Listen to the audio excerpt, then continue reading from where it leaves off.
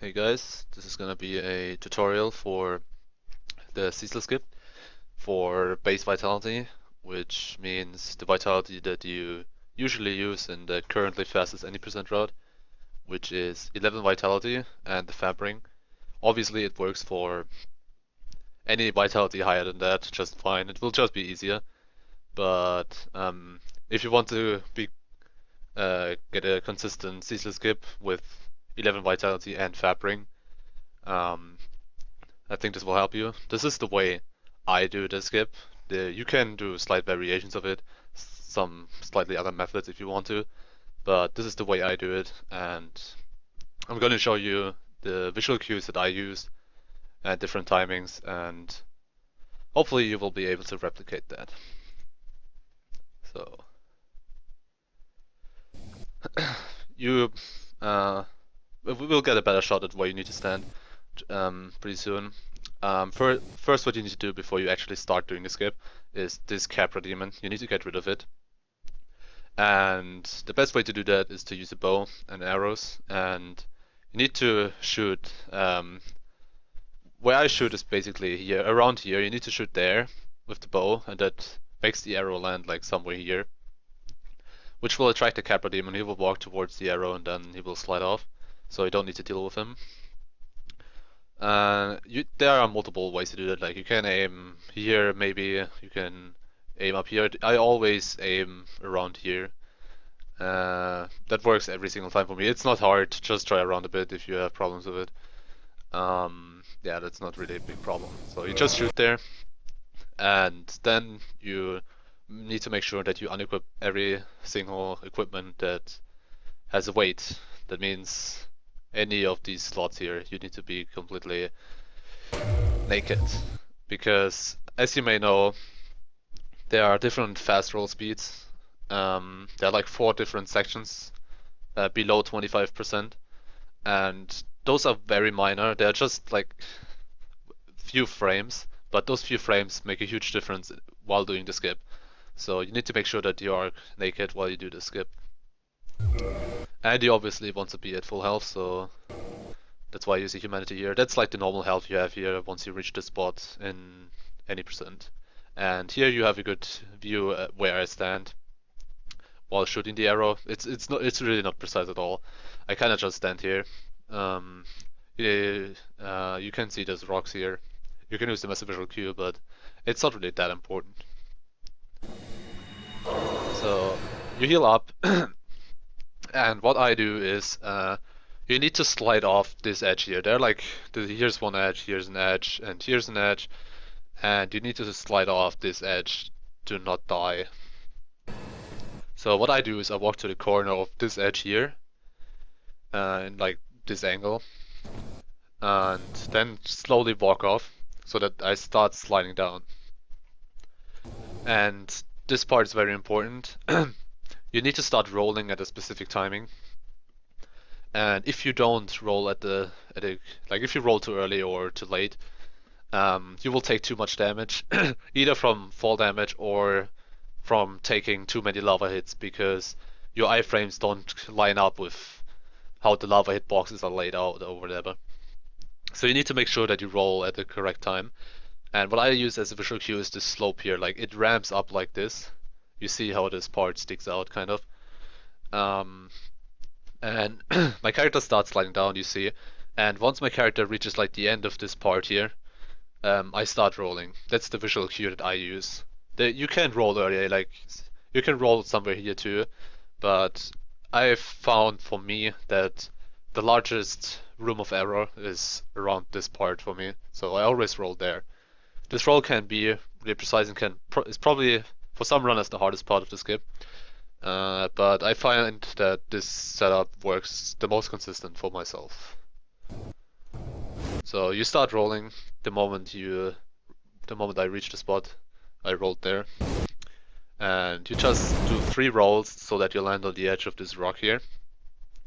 And you need to make sure that you don't land too far to the left here because there's like a small hitbox here, and if you land there with this little vitality left, health left, you will die.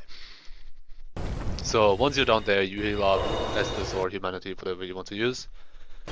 And like I said, there's this hitbox here, so you need to roll over it, which is what I do, and you proceed um, along the edge of this rock here.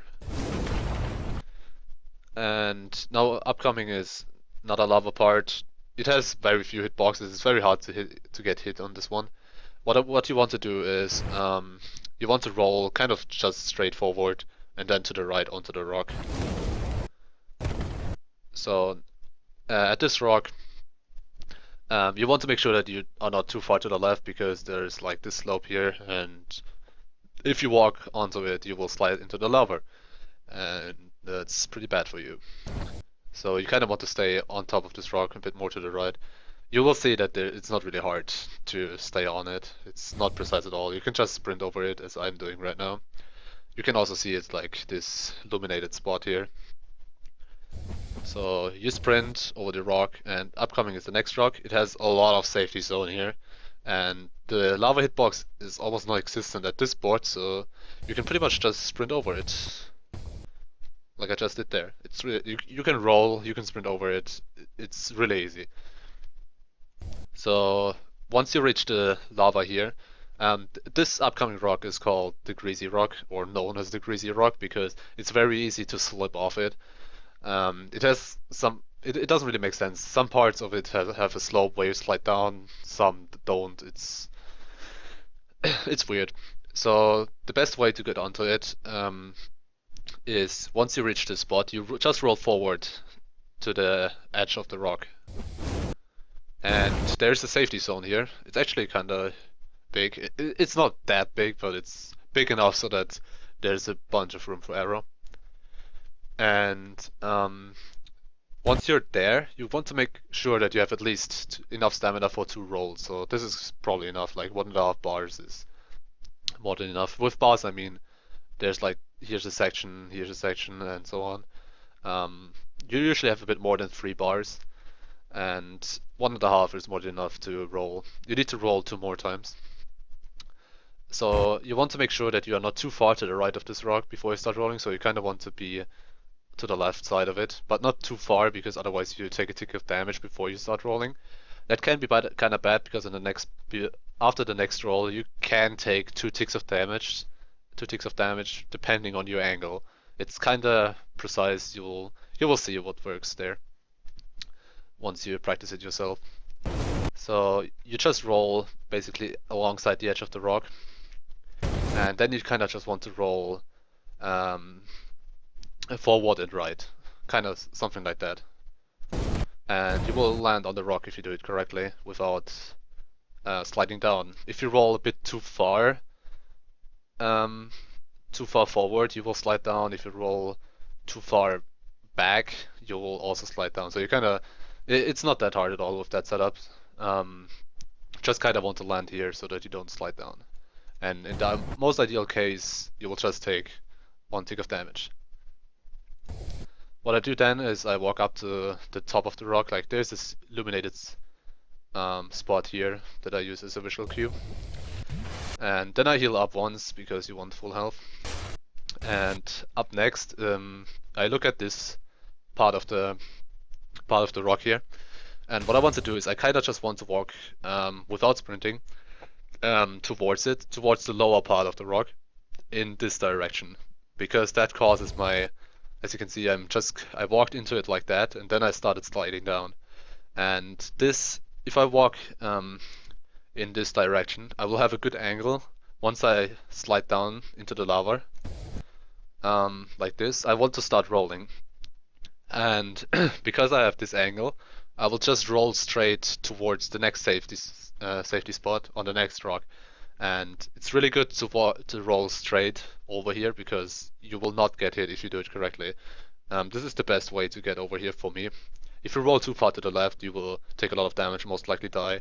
If it's roll too far to the right, it's not too bad, but you can fall down here into a spot where you are only able to bone out, so that's kind of bad. So you kind of want to stay in this direction You can also jump from here to here, but I kind of don't like this strat. I like the way I do it more. Just try what works best for you. So the moment my character reaches the lava, I roll twice, and as you can see, I took no damage, and I'm in the safety spot, and it's actually also a pretty huge safety zone. It's like, kind of like this. But you want to make sure that you are pretty close to the rock, so that your feet accidentally don't touch the further, like the lava hitbox here. So once you are sure that you don't take any more damage, and are sure that you have full health for the next part, what I do is I kind of work forward a bit towards the edge of the safety zone. It kind of starts here again with the hitbox. And now I want to roll forward. I kind of look at the edge of this rock here, and here's like the edge, like the corner, and here's a corner. And you kind of want to roll in the middle of that. That's what I use as a visual cue. So you roll forward, you see my character landed pretty much here in the middle, and I took no damage from that. And the next roll will be forward left. And here's like a pretty big zone where there's no hitbox at all. You can just stand there and take no damage, which is interesting. So you want to roll into that, obviously. And here it is. And once you are there, you just want to roll another time onto the next rock. You want to. It's not too bad. Like you can die. Um, You can die pretty easily if you're just a bit too far to the left here. You can easily take like 2 ticks of damage here, and then from this position it's really hard to get into a safety zone here and then you take another hit and then you're dead. With base vitality at least. You can only take 3 ticks or 2 ticks, and with 3 ticks you die. So this way works the best for me to take as little damage as possible, or no damage at all. And once you are on this rock is can be kind of tricky, depending on the position you ended up in after the last roll here. I landed in a kind of good position. I kind of landed a bit onto the rock. So what you want to do is roll over the rock, and if you are in a bad position, like you are not onto the rock but you are pretty close to it, you will probably just roll against the rock and not roll over the rock, which is kind of bad. So you kind of need to reposition, go away a slight bit. Like here's a good spot where you can just roll over it. If you stand too far away, your character will also not get over it. So you kind of need to play around with it here and test a bit what kind of positions work. You also don't want to roll too far to the left, because then your character will not roll over the rocks and instead roll to the side of the rock, and that will kill you. Same goes for the right, obviously. Will just fall down. And you also kind of don't want to, if you roll over it, you don't want to, if you stand like a bit to the left here, but still can get over, you don't want to roll too far to the right, because your character will then slide down after the rock, which is bad. So you roll once, and you don't want to roll immediately afterwards. You kind of want to make sure that your character walks for a tiny bit and only takes 1 tick of damage like this from the lava. That makes sure that you don't take counter hit damage or like 2 ticks of damage. Sometimes if you roll over the rock or are standing on the rock and then roll into the lava, that sometimes makes you take 2 ticks of damage, depending on how you hit the lava, and that can kill you. And it's also pretty slow because of the next drop coming up, making you need to heal. And yeah, you kind of just want to walk into the lava a bit, and just as you take 1 tick of damage, you want to roll the next time, because that means then that you have the distance towards the next safe zone here is small enough so that one roll will get you over the lava and not like an interesting glitch, that you will not touch the edge of the lava here at the end of the roll and die. So that's kind of important at the end. But yeah, after the skip you just run over here and make sure that you have enough health for the next drop and stuff. And then you do Fire Sage skip, or you kill Fire Sage depending on whether you do Fire Sage skip or not. So yeah, I hope this tutorial helped a bit. This is, like I said, this is the way I do it. It works for me. It might not work for you. I don't know. But yeah, thanks for watching, guys, and have a good one. Bye bye.